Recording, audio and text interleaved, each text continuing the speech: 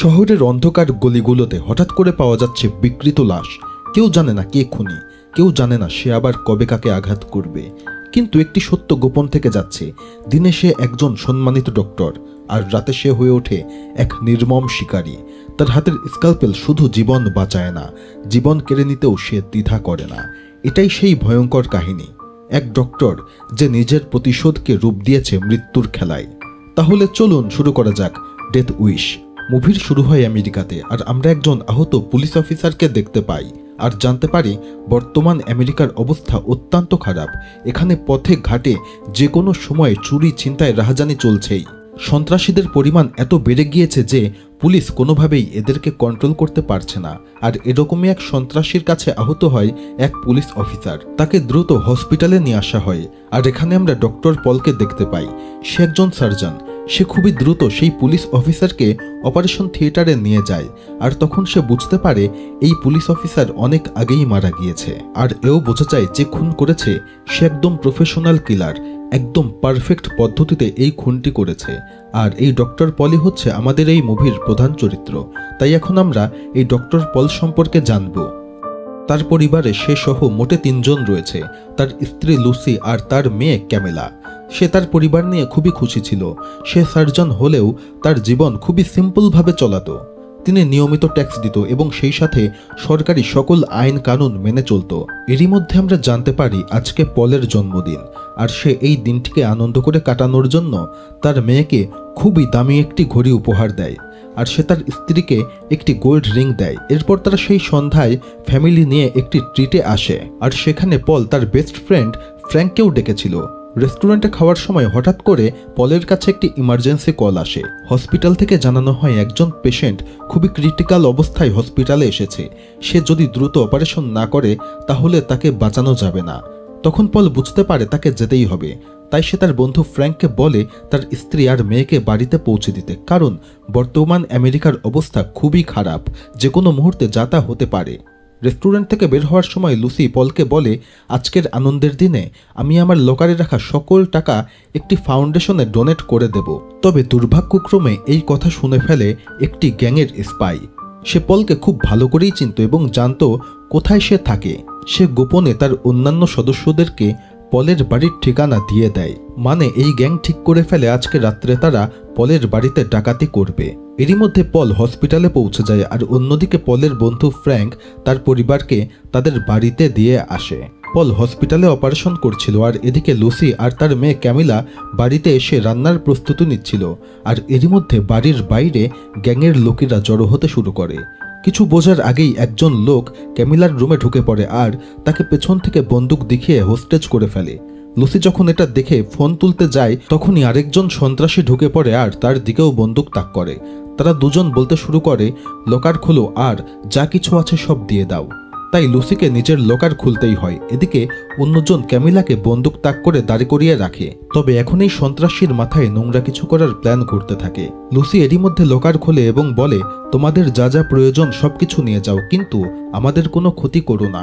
তখন সন্ত্রাসীরা সকল টাকা এবং পলের দেওয়া রিংটাও নিয়ে নেয়, সেই সাথে যেই ঘড়িটি ক্যামিলকে দেয়া হয়েছিল সেটাও নিয়ে নেয়। তবে সবকিছু নেয়ার পরেও সন্ত্রাসীরা এখন ক্যামিলাকে হ্যারাস করতে শুরু করে।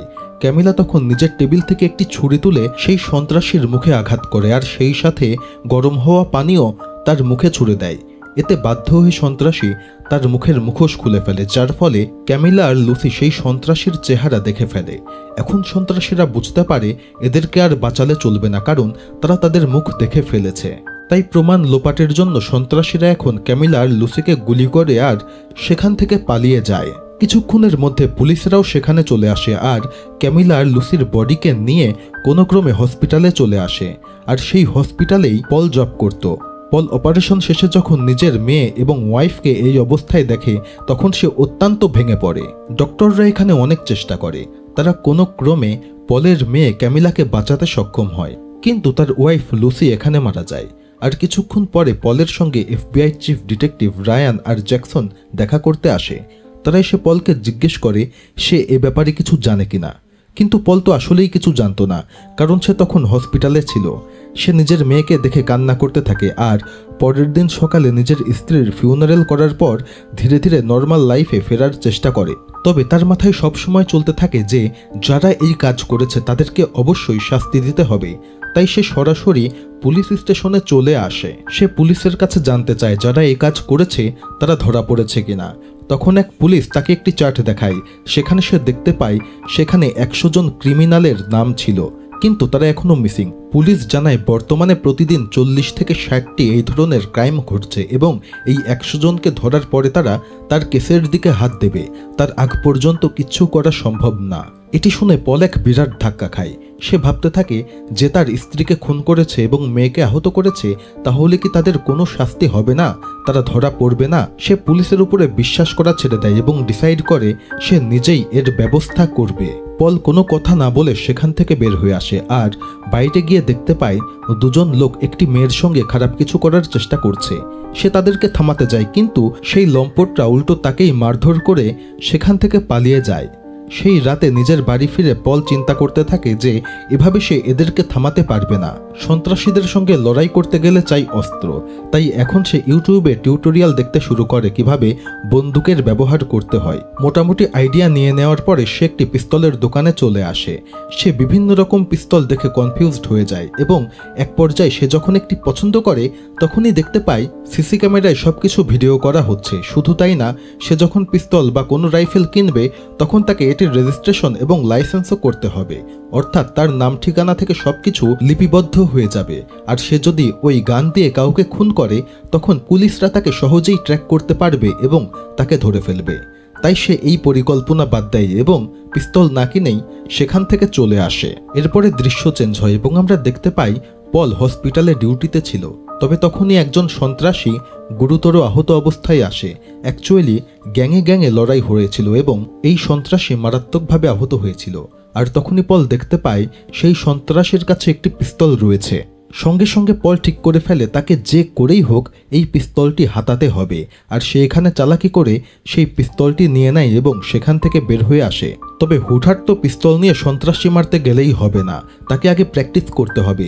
তাই সে এখানে শুটিং করতে শুরু করে, কিন্তু প্রথম গুলিটি রিফ্লেক্ট হয়ে তার দিকেই এগিয়ে আসে এবং সে কোনো ক্রমে বেঁচে যায়। তখন সে ভাবতে থাকে তাকে এই ব্যাপারে আরও একটু জেনে নিতে হবে। এরপর সে আবারও ইউটিউবে এই ব্যাপারে দেখতে শুরু করে আর লাগাতার প্র্যাকটিস করতেই থাকে। সে প্র্যাকটিস করতে করতে এক পর্যায়ে এই পিস্তল চালানোতে একদম দক্ষ হয়ে যায়। পরদিন সে তার বন্ধু ফ্র্যাঙ্ককে জিজ্ঞেস করে যে সে জানে কিনা তার স্ত্রী আর মেয়ের উপরে কে অ্যাটাক করেছিল, কিন্তু ফ্র্যাঙ্ক এই ব্যাপারে আসলেই কিছু জানতো না। যাই হোক, পল এটি বুঝতে পারে এবং ভাবতে থাকে সে এখন কোথা থেকে শুরু করবে। আর তখন তার মাথায় আইডিয়া আসে বর্তমানে রাতের অলিতে গলিতে সন্ত্রাসীরা থাকে, সে সেখান থেকেই শুরু করবে। সে সেই রাতে গুলি ভরা পিস্তল নিয়ে রাস্তায় নামে এবং একটি বড় হুডি পরে হাঁটতে থাকে। এরই মধ্যে সে দেখতে পায় 2 জন সন্ত্রাসী একটি মেয়ের গাড়ি লুট করার চেষ্টা করছে। সে তাদেরকে থামানোর জন্য এগিয়ে যায়, কিন্তু এক সন্ত্রাসী পলের দিকে গুলি চালায়। পল কোনো ক্রমে নিজেকে রক্ষা করে এবং একটি শেডের পেছনে লুকিয়ে পড়ে। আর এই সুযোগে সেই 2 সন্ত্রাসী গাড়ি নিয়ে পালানোর চেষ্টা করে। তবে পল এবার পুরোপুরি প্রস্তুত ছিল। সে বের হয়ে আসে এবং ড্রাইভারকে লক্ষ্য করে গুলি করে। সেই গুলি ড্রাইভারের গলায় লাগে, অর্থাৎ সেই সন্ত্রাসীর গলায় লাগে এবং গাড়িটি নিয়ন্ত্রণ হারিয়ে ফেলে। সেই সন্ত্রাসী তো সঙ্গে সঙ্গে মারা যায়। অন্যদিকে আরেকজন সন্ত্রাসীও বের হয়ে আসে এবং পলের দিকে গুলি করতে শুরু করে, কিন্তু গাড়ির ভাঙা কাঁচ সেই সন্ত্রাসীর চোখে গিয়েছিল, যার ফলে সে কিছুই দেখতে পারছিল না। আর এই সুযোগে পল এসে সেই সন্ত্রাসীটিকে গুলি করে মেরে ফেলে। তবে এরই মধ্যে এক ঘটনা ঘটে। পাশের বিল্ডিংয়ে থাকা একটি মেয়ে এই পুরো ঘটনা দেখে ফেলে এবং সেটি ভিডিও করতে শুরু করে। যাই হোক, পল যখন বুঝতে পারে 2 জনই মারা গিয়েছে তখন সে খুবই দ্রুত সেখান থেকে সরে যায় এবং তার জ্যাকেট ফেলে দিয়ে আসল বেশি ট্রেনে উঠে পড়ে। এদিকে সেই জায়গায় পুলিশ পৌঁছে যায় এবং সেই মেয়ের কাছ থেকে ভিডিওটি নিয়ে নেয়, কিন্তু সেখানে পলের মুখ দেখা যাচ্ছিল না। তবে হাবভাবে বোঝা যাচ্ছিল পলের সাথে সামান্য মিল রয়েছে, কিন্তু এই সামান্য মিল দিয়ে কখনোই পলকে খুঁজে পাওয়া সম্ভব না। তারা ভিডিওতে এও দেখতে পারে এক সন্ত্রাসীর গুলি সেই ব্যক্তির হাতে লেগেছিল, মানে পলের হাতে লেগেছিল। এখন পুলিশরা বুঝতে পারে যে যেই ব্যক্তি এটি করুক না কেন তার হাত দেখলে বোঝা যাবে। পুলিশরা প্রথমে অনুমান করে অন্য কোনো গ্যাংয়ের সদস্যরা এই গ্যাংয়ের সন্ত্রাসীদের মেরেছে, তাই তারা সার্ভারে থাকা সকল সন্ত্রাসীদেরকে চেক করতে শুরু করে যে কার হাতে গুলি লেগেছে। এদিকে পল বাসায় এসে দ্রুত তার হাতে ব্যান্ডেজ করে ফেলে এবং টিভি নিউজে দেখতে পায় সেই মেয়ের করা ভিডিও, এবং সে এও জানতে পারে সে যাদেরকে মেরেছে তারা এক গ্যাংয়ের সদস্য ছিল এবং মাস্ট ওয়ান্টেড ছিল। এরপর সেই ভিডিও পুরো শহরে ছড়িয়ে পড়ে এবং সেই হুডি পরা ব্যক্তি ভাইরাল হয়ে যায়। সকলে তখন সেই হুডি পরা ব্যক্তিকে হিরো মানতে শুরু করে। তারপর থেকে হুডি পরা সেই মানুষ একের পর এক ভয়ঙ্কর কিলিং করতে শুরু করে। পলের এখন নেশা হয়ে যায় সেই সন্ত্রাসীদেরকে হত্যা করা, আর সে সন্ত্রাসীদেরকে হত্যা করে তাদের অস্ত্র কেড়ে নিত এবং সেই অস্ত্র দিয়েই পরবর্তী সন্ত্রাসীকে মারত। এদিকে FBI থেকে শুরু করে পুলিশেরা অত্যন্ত বিরক্ত হয়ে যায়। তাদের উপরে প্রচুর প্রেশার আসে তাকে ধরার জন্য। পরের দিন যখন সে এক নার্সের সঙ্গে কথা বলছিল, ঠিক তখনই দুই পুলিশ তার দিকেই এগিয়ে আসে, আর তখনই পল তার হাতটি পকেটে ভরে রাখে যাতে তারা তার হাত দেখতে না পারে। কিন্তু সে আসল গ্যাং থেকে এখনও অনেক দূরে ছিল। সে এখনও তার ওয়াইফ এবং তার মেয়ের বদলা নিতে পারেনি, তাই সে ভাবতে থাকে যেভাবেই হোক তাকে ওই গ্যাং পর্যন্ত পৌঁছাতে হবে। কিন্তু খুবই তাড়াতাড়ি একদিন পলের কাছে এমন এক পেশেন্ট আসে যে তার মিশনের পুরো মোড় ঘুরিয়ে দেয়। সে দেখে ওই পেশেন্টের হাতেই তার মেয়ের সেই ঘড়ি রয়েছে যেটি ছিল অনেক দামি, এবং সেটি সে জন্মদিনে তার মেয়েকে উপহার দিয়েছিল। পাশাপাশি সে তার হাতে একটি ট্যাটুও দেখতে পায়। তখনই তার মনে পড়ে যায় যে এই লোকটাকে সে সেদিন রেস্টুরেন্টের বাইরে দেখেছিল, তাই সে চেষ্টা করে তাকে বাঁচাতে, যাতে তার কাছ থেকে কথা বের করতে পারে। কিন্তু সে চেষ্টা করার পরেও সেই সন্ত্রাসীটি মারা যায়। তখন সে ভাবতে থাকে যেই অ্যাম্বুলেন্সে করে এই সন্ত্রাসীকে আনা হয়েছে সেই অ্যাম্বুলেন্সে নিশ্চয়ই কিছু না কিছু পাওয়া যাবে। তাই সে দ্রুত সেই অ্যাম্বুলেন্সে চলে আসে, আর সেখানে সেই পেশেন্টের ফোনটা খুঁজে পায়। সে বুঝতে পারে যে এই ফোনে অনেক তথ্য পাওয়া যাবে। সে খুবই দ্রুত চালাকি করে সেই সন্ত্রাসীর হাতের ফিঙ্গারপ্রিন্ট দিয়ে ফোনটি আনলক করে ফেলে এবং সে তার চেম্বারে বসে সেই ফোন চেক করতে থাকে, এবং এখন সে নিজেরই বাড়ির ঠিকানা দেখতে পায় যা ওই দিন এই লোক রিচার্ড নামের কারো কাছে পাঠিয়েছিল। সেখানে সে রিচার্ডের দোকানের ঠিকানাও পেয়ে যায়, তাই সে এখন সেই রিচার্ডের দোকানের দিকে রওনা দেয়। ঠিক তখনই তার বন্ধু ফ্র্যাঙ্ক দরজা খুলে ভেতরে ঢোকে এবং সে অবাক হয়ে যায়। ফ্র্যাঙ্ক তার বন্ধুর এমন ব্যবহার দেখে তাকে জিজ্ঞেস করে সে কিছু লুকাচ্ছে কিনা, কিন্তু পল বিষয়টা চালাকি করে এড়িয়ে যায়। তবে ফ্র্যাঙ্কের এখন কিছুটা সন্দেহ হয়। এদিকে পল বাইরে বের হয়ে এসে হসপিটালের ডাস্টবিন থেকে একটি হুডি তুলে নেয় এবং তারপর সেই দোকানের উদ্দেশ্যে রওনা দেয়। আসলে সে এই হুডিগুলো সবসময় ডাস্টবিন থেকে ব্যবহার করত, তা না হলে সিসি ক্যামেরার মাধ্যমে যে কোনো উপায়ে পুলিশ পল পর্যন্ত পৌঁছে যেত এবং তাকে ধরে ফেলত। যাই হোক, পল এখন সেই দোকানে চলে আসে এবং সেই রিচার্ড নামের ব্যক্তিকে জিজ্ঞেস করে। কিন্তু এই রিচার্ড ছিল খুবই চালাক, কারণ এরা ছিল প্রফেশনাল সন্ত্রাসী। সে দেখতে পায় এই জ্যাকেটের সঙ্গে মৃতদেহ ট্যাগ রয়েছে। এটি দেখেই সে বুঝে যায় এটি তো মৃতদেহ থেকে খুলে আনা, তার মানে এর মধ্যে কোনো ঝামেলা রয়েছে। তাই সে এখন বিভিন্ন কথা বলে পলকে ব্যস্ত রাখে এবং এই ফাঁকে সে তার বন্ধু ফিশকে মেসেজ করে জানায় তাড়াতাড়ি সেই দোকানে চলে আসতে, কারণ এখানে কোনো রকমের ঝামেলা হতে পারে। আর এক ফাঁকে সে তার রিভলভার বের করে নেয়ার চেষ্টা করে, কিন্তু পল এখানে আয়নার মাধ্যমে দেখে ফেলে যে এই ব্যক্তি সেই পিস্তল বের করার চেষ্টা করছে। পলও বুঝে ফেলে যে সন্ত্রাসী তাকে চিনে ফেলেছে, তাই সে খুবই দ্রুত একটি পিন তুলে নেয় এবং রিচার্ডের হাতে গেঁথে দেয়। রিচার্ডের হাত থেকে তখন সেই রিভলভার পড়ে যেতেই তাকে বন্দুক তাক করে অন্য একটি রুমে নিয়ে আসে এবং বলে, তোর সামনে দুটি অপশন রয়েছে, তুই আমাকে বলবি সেই রাতে তোর সঙ্গে আর কে কে ছিল এবং এখন তাদেরকে কোথায় পাওয়া যাবে। তখনই ফিশ রিচার্ডের ফোনে কলব্যাক করে এবং পল জিজ্ঞেস করে এই ফিশকে। রিচার্ড জানায় এই ফিশ ছদ্মনাম, তবে এই ব্যক্তি সেই রাতে ছিল। পল বলে ঠিক আছে, তাহলে তাকেও ডেকে পাঠাও। এরপরে সেই ফিশও সেখানে আসতে শুরু করে। এদিকে রিচার্ড প্রাণভয়ে বলে, আমি তোমার বাড়ি থেকে চুরি করা জিনিসের মধ্যে যা ভাগে পেয়েছিলাম আমি সব তোমাকে দিয়ে দেব। এই কথা বলে সে রিং আর বেশ কিছু টাকা তাকে দিয়ে দেয়। এদিকে ফিশ ইতিমধ্যে সেই দোকানের বাইরে এসে পড়ে এবং বন্দুক লোড করে ভেতরে ঢুকতে শুরু করে, কিন্তু পল তাকে সিসিটিভি ক্যামেরায় দেখে ফেলে এবং নিজের জায়গা থেকে একটু সরে যায়। তখন ফিশও পলকে দেখে শট করার চেষ্টা করে, কিন্তু গুলি গিয়ে সরাসরি লাগে রিচার্ডের মাথায় এবং রিচার্ড সঙ্গে সঙ্গে মারা যায়। এবার পলও শুট করে, আর এই ছোট জায়গার মধ্যেই দুইজনের ধাওয়া পাল্টা ধাওয়া হতে শুরু করে। তবে পল এবার রিচার্ডের রক্তে হোঁচট খেয়ে পড়ে যায়, আর তখনই পল এগিয়ে এসে তার মুখে আঘাত করে এবং তাকে গুলি করার চেষ্টা করে, কিন্তু হঠাৎ করে তার গুলি জ্যাম হয়ে যায়। এর ফলে ফিশ উঠে দোকানের কাউন্টারের পেছনে লুকিয়ে পড়ে, আর সেখান থেকে পলের দিকে গুলি করতে থাকে। কিন্তু পল সিসিটিভিতে দেখে ফেলে যে ফিশ কোথায় লুকিয়ে রয়েছে, আর সেই আন্দাজ করে ফিশকে গুলি করে। গুলি লাগে ফিশের পায়ে, আর পল এবার গিয়ে সেই গুলিবিদ্ধ পায়ে চাপ দেয় এবং তাকে জিজ্ঞেস করে সেই রাতে তোর সাথে আর কে কে ছিল। কিন্তু ফিশ কিচ্ছু না বলে তাকে লাথি মারে এবং তারপর নিজের পায়ে লুকিয়ে রাখা আরেকটি গান বের করে আর পলের দিকে শট করতে থাকে। সে উঠে দাঁড়িয়ে পলের দিকে আসতেই উপরের দিকে থাকা একটা ভারী বল ফিশের মাথায় পড়ে, যার ফলে সেই গুলির আঘাতে তার নিজের খুলিই উঠে যায়। ফিশের কাছ থেকে কিছুই জানতে না পেরে পল তার মোবাইল নিয়ে সেখান থেকে বেরিয়ে আসে, আর যাওয়ার সময় সেই দোকানের সকল সিসিটিভি ক্যামেরার হার্ড ড্রাইভ নিয়ে নেয়। এরপর সে বাসায় এসে দেখে কিভাবে এই হার্ড ড্রাইভ ধ্বংস করা যায়, কারণ এর মধ্যে প্রমাণ রয়েছে যে আসল সেই হুডিম্যান কে। ভিডিও দেখে সে সেই হার্ড ড্রাইভটি ধ্বংস করে ফেলে যাতে পুলিশ তাকে কোনোভাবেই ধরতে না পারে। এদিকে পল যতবারই গ্যাংয়ের মেম্বারদেরকে মারে তার হুডি পরা ছবি নিউজে ছাপা হচ্ছিল এবং শহরের মানুষ তাকে ভয় না করে বরং হিরো মনে করতে শুরু করে, কারণ সে যাদেরকে মারছিল তারা প্রত্যেকেই ছিল ভয়ঙ্কর সন্ত্রাসী।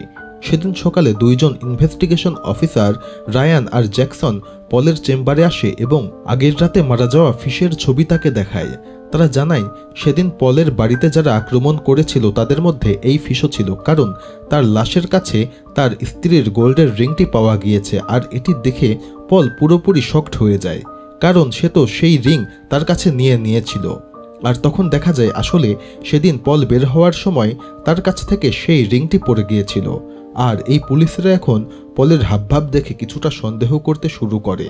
তবে পল এমন একটা ভাব করে যেন সে এ ব্যাপারে কিছুই জানে না। তবে সে খুব ভালো করেই জানতো সে এখন পর্যন্ত এই পুরো গ্যাংকে ধরতে পারেনি।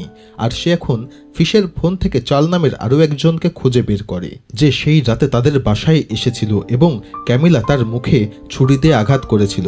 পল এখানে চার্লসের গ্যারেজের ঠিকানা পায় এবং সেই গ্যারেজে চলে আসে। সে প্রথমে শিওর হয়ে নেয় গাড়ির নিচে যে রয়েছে সে আসলেই চার্লস কিনা। যখন সে শিওর হয়ে যায় তখন সে ভারী একটি রেঞ্চ তুলে নেয় এবং সেটি দিয়ে চার্লসের মেন পয়েন্টে আঘাত করে এবং চার্লস এতে অজ্ঞান হয়ে যায়। যখন চার্লসের জ্ঞান ফিরে তখন সে দেখতে পায় তার হাত পা বাঁধা এবং সামনে একজন লোক বসে রয়েছে। সে জিজ্ঞেস করে, তুমি কে? আমি তো তোমাকে চিনি না, তুমি কেন আমাকে মারছো? পল কোনো উত্তর না দিয়ে প্রথমে তার মুখে একটি কাপড় গুজে দেয় এবং তাকে ধুমধাম মারতে শুরু করে। এরপর পল তার সার্জারি করার নাইফ বের করে এবং চার্লসের পায়ে স্ট্যাব করে এবং তাকে জিজ্ঞেস করে সেই রাতে তোর সঙ্গে আর কে কে ছিল আর তোদের মূল লিডারকে। কিন্তু চার্লস বলে, আমি কিছুই বুঝতে পারছি না, তুমি কোন রাতের কথা বলছো? সে বলে, আমি তো তোমাকে কখনো দেখিনি। কিন্তু পল এবার ব্যাটারি অ্যাসিড নিয়ে চার্লসের সেই কাটা জায়গায় ঢেলে দেয়। এতে সে প্রচণ্ড কষ্ট পায় এবং এক পর্যায়ে বুঝতে পারে পল কোন রাতের কথা জিজ্ঞেস করছে। তাই সে নিজের জীবন বাঁচাতে সে তাদের বসের নাম বলে দেয় এবং নিজের প্রাণ ভিক্ষা চায়। কিন্তু পল খুব ভালো করেই জানে এদের কাউকে বাঁচিয়ে রাখা চলবে না, এদেরকে বাঁচানো মানে বিপদ। তাই সে এখানে গাড়িটি ফেলে দেয় এবং চার্লস এখানে চূর্ণ বিচূর্ণ হয়ে যায়। অন্যদিকে আমরা ইনভেস্টিগেশন অফিসারকে দেখতে পাই যে পলের বন্ধু ফ্র্যাঙ্কের কাছে চলে আসে আর তাকে পল সম্পর্কে জিজ্ঞেস করে। সে বলে এই কয়েকদিন পল কেন অনিয়মিতভাবে হসপিটালে আসছে এবং সেই হুডি পরা লোকটার সঙ্গে পলের এত মিল কেন।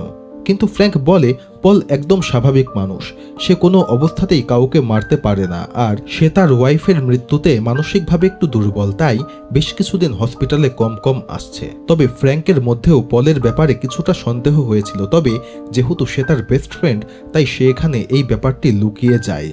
অন্যদিকে আমরা পলকে দেখতে পাই যে তার মেয়ের পাশে বসে রয়েছে। আর গতদিন পল চার্লসকে মেরে তার ফোনটি নিয়ে এসেছিল আর এখন সে একটি মেসেজ পাঠায় সেই দলের লিডারকে। সেখানে সে বলে, আমি তোমার সঙ্গে খুবই দ্রুত দেখা করতে চাই, আর তুমি যদি আমার সঙ্গে দেখা না করো তাহলে আমি পুলিশকে বলে দেব সেদিন রাতে তুমিও আমার সাথে ছিলে। এতে সে রাজি হয়ে যায় তার সঙ্গে দেখা করার জন্য এবং একটি বারে সে পলকে আসতে বলে। অন্যদিকে আমরা পলের বন্ধু ফ্র্যাঙ্ককে দেখতে পাই। সে এখন পলের বাড়িতে চলে আসে এবং তার রুমের এই অবস্থা দেখে সে বুঝে ফেলে পলি হচ্ছে সেই হুডি ম্যান। অন্যদিকে আমরা আবারও পলকে দেখতে পাই। সে এখন সেই বারে চলে আসে। সে আবারও তাকে ফোন করতে থাকে এবং বুঝতে পারে এই ফোন ওয়াশরুম থেকে বাজছে। তাই সে দ্রুত ওয়াশরুমের দিকে এগিয়ে যায় এবং ওয়াশরুমের দরজায় গুলি করতে শুরু করে। কিন্তু স্বাভাবিকভাবে সে যেহেতু এখানকার লিডারকে থ্রেট দিয়েছিল, তাই লিডার ভালোভাবেই বুঝে গিয়েছিল যে তার সঙ্গে বিশ্বাসঘাতকতা করা হবে। তাই সে সেই ওয়াশরুমে ছিল না, শুধুমাত্র তার ফোনটিকে রেখে দিয়েছিল। আর এখন সেই লিডার ছিল পলের পেছনে। সে এখন চালাকি করে পলকে গুলি করতে শুরু করে, তবে ভাগ্যক্রমে পল গুলি থেকে বেঁচে যায় এবং সেই ওয়াশরুমে লুকিয়ে পড়ে। পলও গুলি করতে থাকে, তবে এখানে সন্ত্রাসীদের সংখ্যা ছিল অনেক বেশি। সে এখানে আটকা পড়ে গিয়েছিল। তবে এরই মধ্যে পলের দুটি গুলি সেই সন্ত্রাসীর পেটে লাগে। তবে সে বুঝতে পারে তাকে বাঁচতে হলে অন্য কিছু একটা করতে হবে। তাই সে এখানে চালাকি করে ইলেকট্রিক সার্কিটে গুলি করে এবং পুরো লোডশেডিং ঘটিয়ে দেয়। আর ভিড়ের মধ্যে সাধারণ মানুষ সেজে সেখান থেকে বের হয়ে আসে। এরপরে আমরা দেখতে পাই সেই লিডার, যার নাম ক্ল্যাক্স এবং যার পেটে গুলি লেগেছিল, সে এখন হসপিটালে। কিন্তু তার বাবা অত্যন্ত ধনী ব্যক্তি, তাই সে যা খুশি করতে পারত আর সেই এই পুরো গ্যাংটি চালাতো। কিন্তু এফবিআইরা তাকে চিনত না। আর যেহেতু সে অত্যন্ত ধনী ব্যক্তির ছেলে, তাই এফবিআই হেডকোয়ার্টার থেকে দুইজন সেই ব্যবসায়ীর ছেলেকে দেখতে আসে। তারা এখানে ক্লক্সকে উল্টো জিজ্ঞেস করে তাকে কে বা কারা মেরেছে। তবে ক্লক্স এই পুরো ব্যাপারটি এড়িয়ে যায়, কারণ সে যদি মুখ খোলে তাহলে নিজেও ফেঁসে যাবে। অন্যদিকে আমরা পলকে দেখতে পাই যে মারাত্মকভাবে আহত হয়েছিল, তবে সে নিজেই নিজের ট্রিটমেন্ট করে যাতে বাইরের কেউ এ ব্যাপারে না জানতে পারে। তবে এর কিছুক্ষণ পরেই তার সঙ্গে তার বন্ধু ফ্র্যাঙ্কের দেখা হয়। ফ্র্যাঙ্ক তাকে বোঝানোর চেষ্টা করে সে যা করছে তা ভুল। দেশে আইন রয়েছে, নিজের হাতে আইন তুলে নেওয়া ঠিক না। তাছাড়াও এভাবে চললে নিজের যে কোনো মুহূর্তে বিপদ হতে পারে। কিন্তু পল রাজি হয় না। সে বলে, তুমি যা জানো তা নিজের ভেতরেই রেখে দাও, আমি এর সব শেষ করে তবেই থামবো। পরের দিন ক্যামিলাকে হসপিটাল থেকে ছেড়ে দেয়া হয়। তখন পল মেয়েকে নিয়ে বাড়ির দিকে রওনা দেয়। ঠিক তখনই সেই লিফটে গ্যাংয়ের লিডার ক্লো ঢোকে। সে ক্যামিলাকে বলে, তুমি খুবই ভাগ্যবতী যে এত কিছু সহ্য করার পরও বেঁচে রয়েছ। অ্যাকচুয়ালি এই ক্লো সেই রাতে তাদের বাসায় ডাকাতি করতে গিয়েছিল, কিন্তু ক্যামিলা এখানে তাকে চিনতে পারে না, কারণ সে অসুস্থ হওয়ায় অনেক কিছু ভুলে গিয়েছে। তবে পলো এখানে ক্লোকে টিটকারি দিয়ে বলে, তোমারও ভাগ্য ভালো যে দুটি গুলি খেয়ে এখনো বেঁচে আছো। তবে পল এখন তার মেয়েকে নিয়ে খুবই টেনশনে ছিল, কারণ সে খুব ভালো করেই জানতো আজকে রাত্রে সন্ত্রাসীরা তার মেয়েকে মারতে আসবে। কারণ তার মেয়ে আসলে সেই সন্ত্রাসীদেরকে চেনে, যদিও সে এখন অসুস্থতার কারণে মনে করতে পারছে না। কিন্তু যখন সুস্থ হয়ে যাবে অবশ্যই তাদেরকে চিনতে পারবে। তাই সন্ত্রাসীরা তাকে বাঁচিয়ে রাখার রিস্ক নেবে না। সেদিন রাতে তাদের সঙ্গে ফ্র্যাঙ্কও বাড়িতে ছিল এবং ভালো মতো খাওয়া দাওয়া করে। তবে পল জানতো আজকে রাতে ঝামেলা হতে পারে, তাই সে তার বন্ধু ফ্র্যাঙ্ককে বাড়িতে পাঠিয়ে দেয় আর ক্যামিলাকে সিঁড়ি ঘরে লুকিয়ে রাখে আর বলে, আমি যতক্ষণ না বলবো ততক্ষণ পর্যন্ত বাইরে আসবে না, যাই হয়ে যাক না কেন। পল বাইরে অপেক্ষা করতে থাকে এবং কিছুক্ষণের মধ্যেই ক্লক্স আর তার গ্যাং একে একে সেই ঘরে ঢুকে পড়ে। তারা প্রথমেই ক্যামিলার রুমে ঢুকে পড়ে এবং ক্যামিলাকে লক্ষ্য করে গুলি করতে শুরু করে। কিন্তু যখন তারা চাদর সরায় তখন দেখতে পারে ভেতরে শুধু বালিশ। তখন সে বুঝতে পারে কিছু গন্ডগোল আছে। ঠিক তখনই পাশ থেকে পল শুট করে এবং একজনের মাথা উড়িয়ে দেয়।